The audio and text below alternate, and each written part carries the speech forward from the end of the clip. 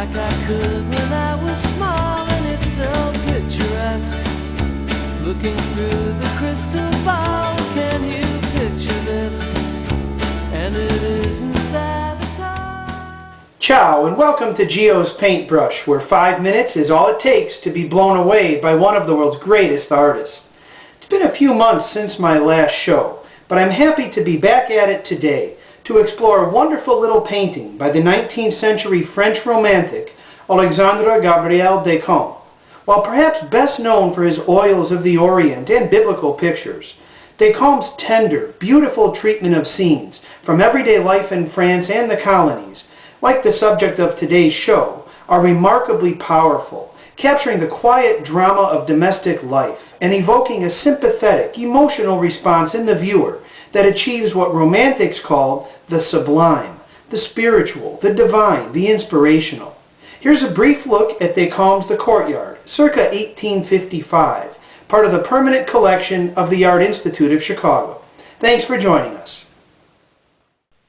Among the numerous iconic masterpieces in the Art Institute of Chicago's permanent collection, Decamps' The Courtyard, located in the quiet, dimly lit hallway gallery just outside of room 220, a hallway most visitors pass through quickly en route from one large viewing room to another, it's easy to miss. But what drew me to this painting one Saturday morning, while strolling the European wing that winds around the grand staircase, is Decamps' breathtaking contrast between light and dark, and the beautifully rich shades of earthen brown, beige, and tan he employs to great effect in this work. The scene portrayed here is of a single working peasant standing in a courtyard, apparently having just entered the space through the opening through which we can see a narrow span of beach and a blue sea, topped by brooding white-gray clouds that rise up and can also be observed above the dwelling that rests on the archway. I find it difficult to tell if the sun, which bathes the dwelling, but not the man in the courtyard carrying the bushels, the fishing boat to the left, or even the sea, is rising or falling. But my speculation is that the sun is falling, and we're facing east, placed by the artist, standing inside the courtyard, with an interior wall just behind us, blocking the sunlight from reaching ground level. The treatment of light is stunning, at once warm, bright, high and full, perhaps representing life itself, but also on the ground of the courtyard, fading into darkness all around the old man, with only a narrow and fading band in the center, the quiet closing of another day, the gradual, certain, maybe even sweet fading away that ultimately unites us all. And the colors employed by Decamps evoke a powerful sense of calm, of comfort, along with the manner in which the lighted walls safely enclose the courtyard and shield the peasant from the mysterious, ambiguous sea in the background. The coloring of the peasant, his clothing, his face, the boat, the wooden tools, even the ground, rich earthen tones, with the entire scene almost looking like one single natural element of the landscape.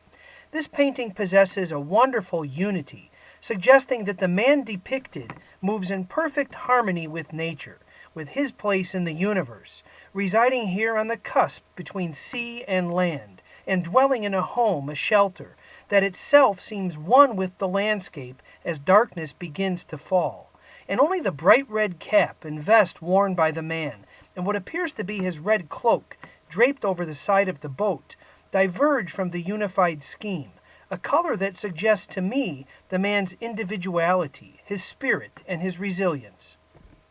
Another aspect of this painting I love is the sense of returning home it captures, of man's humility in the face of nature, and the tremendous comfort, shelter, and familiarity and warmth they bring at the conclusion of a day and of a life. Decamps' The Courtyard possesses a spirit of endurance, of wise acceptance, of achieving peace with the realities of life on this earth, including its fleeting nature and the inevitability of time's passing. The artist suggests here that the peace to be gained through this quiet and dignified acquiescence to nature is sublime, spiritually enriching, and in universal harmony with the world.